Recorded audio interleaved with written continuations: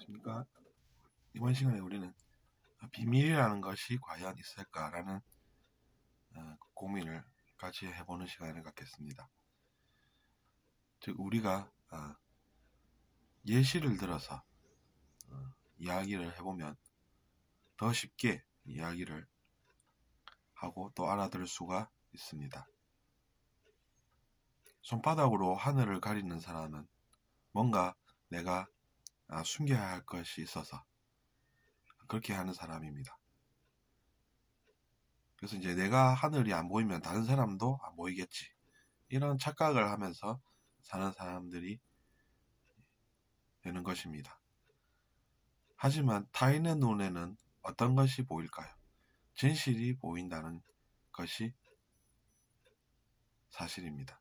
즉, 저 사람이 지금 뭘 하는지 보는 사람이 있다는 얘기죠.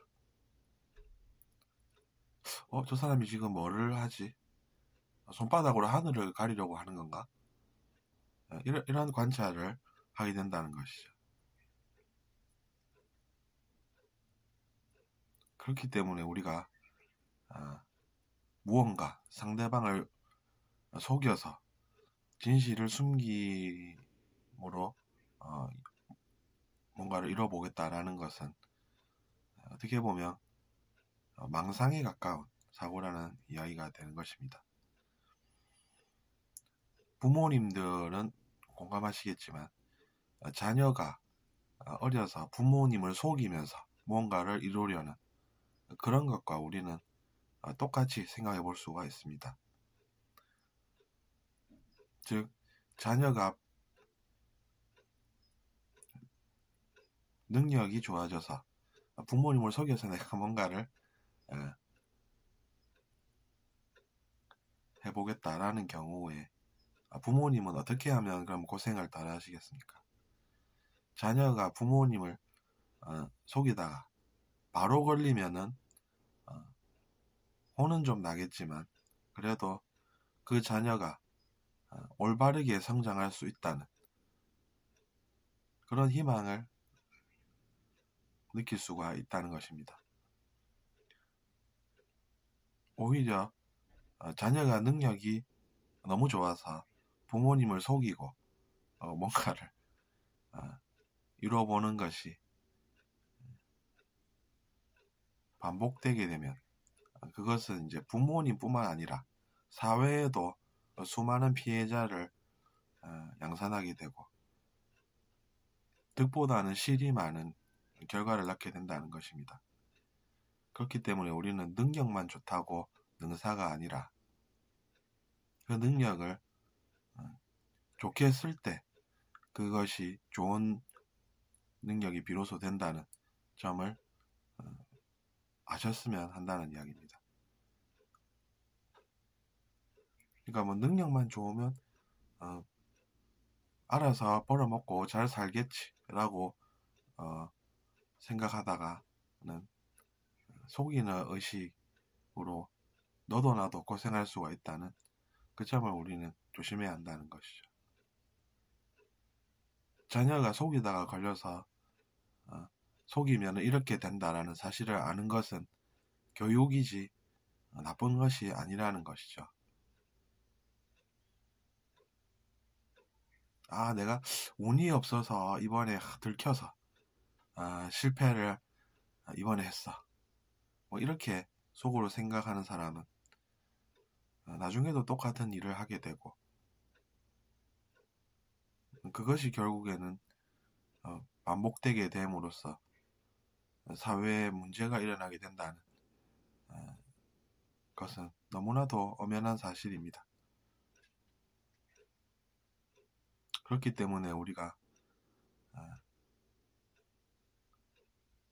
벌이라고 하는 것은 물론 미워해서 자녀를 괴롭히는 그런 것은 아니겠지만 그렇다고 해서 그것이 필요하지 않은 것은 아닌 것이죠. 그래서 우리가 이번 시간에 비밀이라는 것이 있을까 이런 이야기를 나눠보고 있습니다.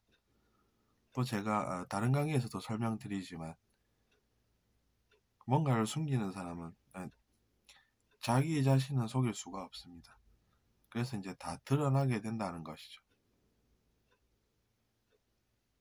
그 사람이 알기 때문에 언젠가는 그것이 그 사람의 표정, 몸짓, 말과 행동을 통해서 드러난다는 것이죠. 특히나 표정에서 그런 것들을 잘 읽을 수가 있습니다.